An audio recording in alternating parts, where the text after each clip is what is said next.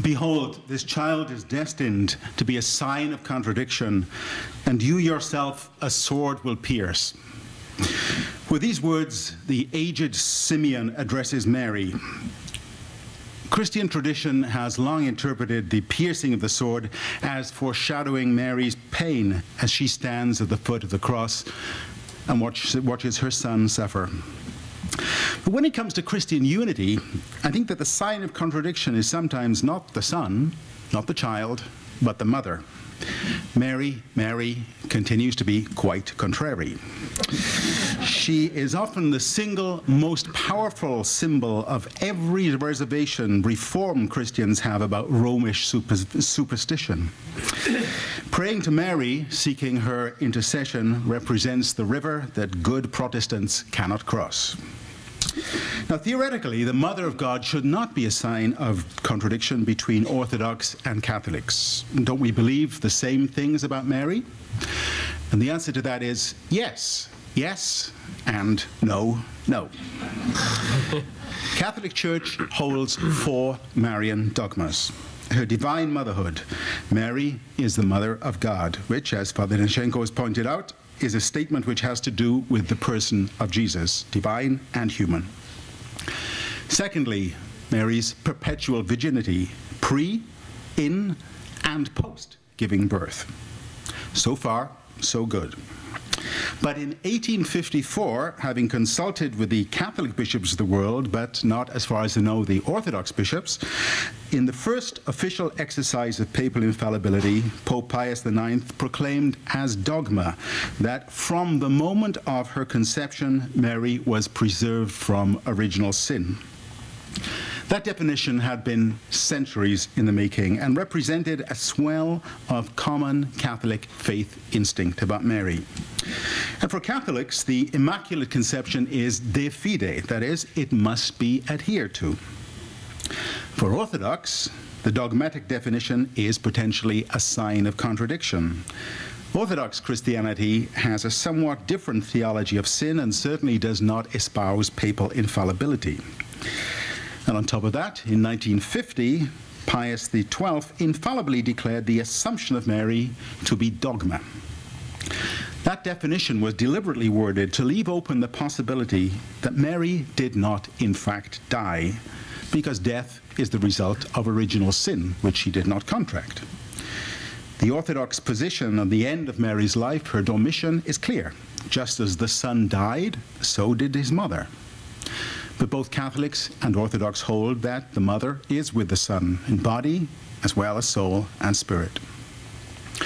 So when it comes to theology, we are in fact less in agreement than might first meet the eye, and therefore in need of all the bridges to unity that we can get.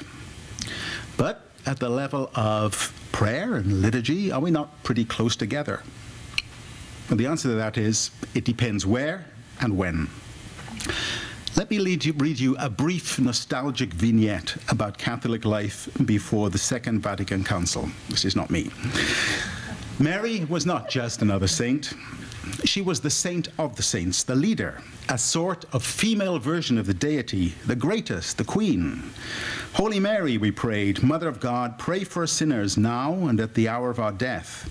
And we knew she would, if we asked her sweetly. Devotion to Mary sometimes even rivaled the Mass. It was, after all, something that we could do without the priest. When someone died, the first thing we did was pray the rosary. When bad weather blew in, we headed to the basement with rosary cases and blankets to sit among the vegetables in the root cellar and to pray to Mary for protection. The score was pretty good. Mary was batting 1,000 in our house. And then came Vatican II. And in its train, the Blessed Mother somewhat disappeared from Catholic life. Gone. Gone were the sodalities, gone the May processions, gone the crowning of her statues. Rosaries, novenas, holy cards, statues of Mary became something for the pious but unenlightened. During Vatican II, some bishops from majority Catholic countries had hoped for the proclamation of a new, 5th Marian dogma. In contrast, their confreres from countries where Catholics lived cheek by jowl with Reformed Christians sought to build bridges with their neighbors and downplayed Marian devotion. In the end, the Blessed Mother got not a new dogma, but a courtesy title, Mother of the Church. Theologically neat, ecumenically inoffensive, but not something to stir the hearts. And moreover, the times, they were a-changing. Marina Warner's 1976 book, Alone of All Her Sex, The Myth and the Cult of the Virgin Mary, is a groundbreaking and breathtakingly erudite study of almost 2,000 years of Marian devotion. Warner accuses the Church of setting up Catholic women for failure by proposing the Virgin Mary as an impossible female role model. No other woman can be virgin and mother simultaneously. And at the end of the book, Warner foretells what she sees as the almost inevitable decline of Marian devotion. The reality the Virgin Mary's myth describes, she says, is over. The Catholic Church might succeed in accommodating her to the new circumstances of sexual equality, but it is more likely that the figure of the Virgin Mary will recede into legend, and thus lose its present powers to heal and to harm. But Mary did not recede. The University of Dayton's Marian Library has an ever-growing collection, all about Mary.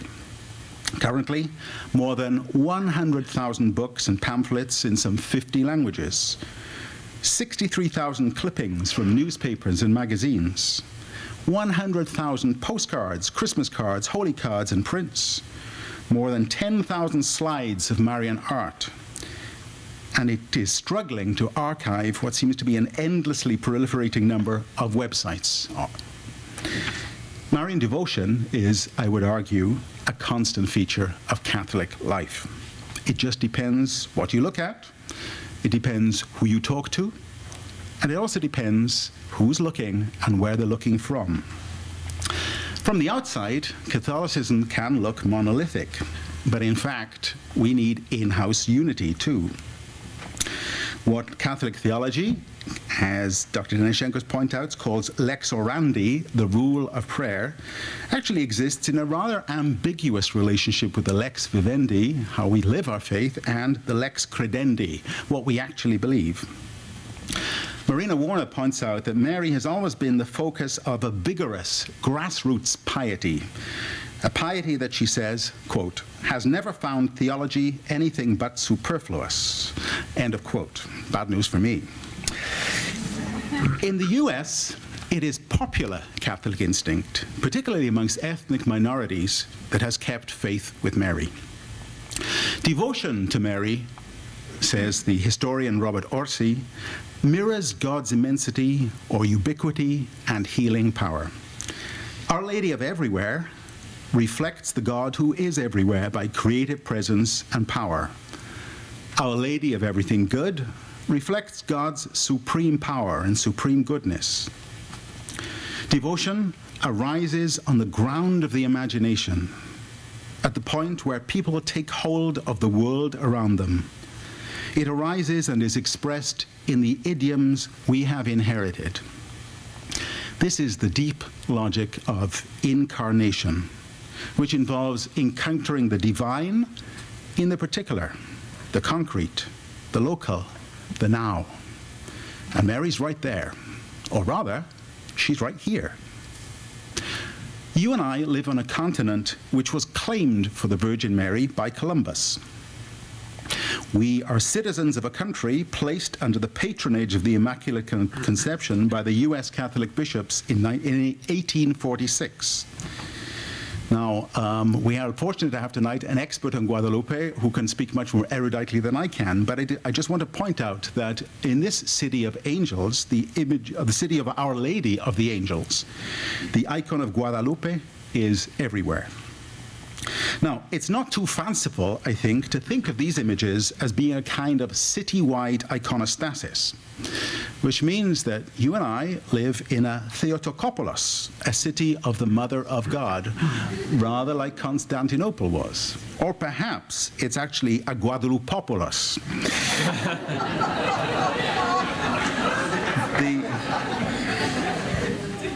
Because the relationships between La Morenita, Nuestra Señora de Guadalupe, and the Mary of the New Testament are somewhat ambiguous. Popular Guadalupanismo does not necessarily jive with official Catholic Mariology. Now, when I'm talking to other Catholic theologians and I say that I'm interested in Mariology, their eyes can sometimes glaze over and conversation can turn to how fascinating the weather has been recently. Because in some minds, Mariology evokes bad 1950s theology. It's a byword for unscriptural, intellectually dubious, ecumenically defensive, or just plain weird. In fact, over the last 30 years, Catholic Mariology has been the focus of some fascinating, challenging, and rigorous work. The field has been reinvigorated by points of view from liberation theology and feminist theology, ecological theology, and more recently, comparative theology. And it has become increasingly ecumenical. Today, there are not a few evangelical Christians who are taking a second look at the Virgin Mary, beginning to see in the Mother of God a model of faithful discipleship. Yet to see Mary primarily as disciple does not, I believe, go far enough. 2 years ago, I chaired a session at the annual conference of the Catholic Theological Society of America on Mary.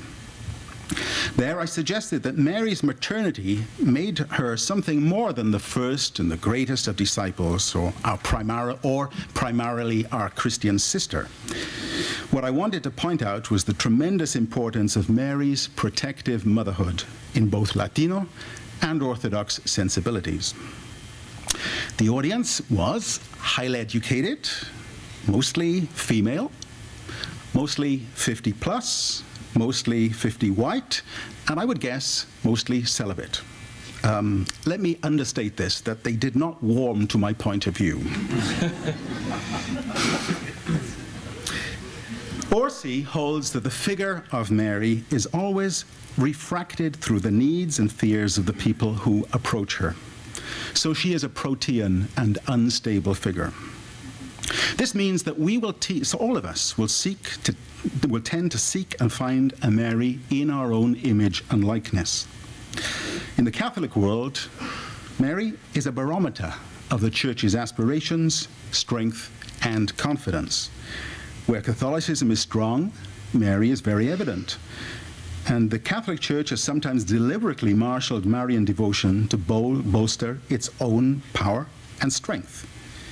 Papal authority is deeply connected to the latter two, to the declaration of the latter two Marian dogmas. In an earlier age, devotion to Mary was one of the main markers of American Catholic and ethnic distinctiveness. Yet I once read the memorable phrase that today's American Catholics are very good Protestants. The figure of the Blessed Mother is sometimes a lightning rod for claims on what represents real Catholicism. I'm reminded of a parish where I once worked where there was constant guerrilla warfare between a social justice pastor and a group he referred to as the Rosary Taliban. For both of our traditions, Mary is an image of the Church we would like her to be. Or should I say, images and churches. As an example of the need for bridge, I'd like to invite you now to take out your programs.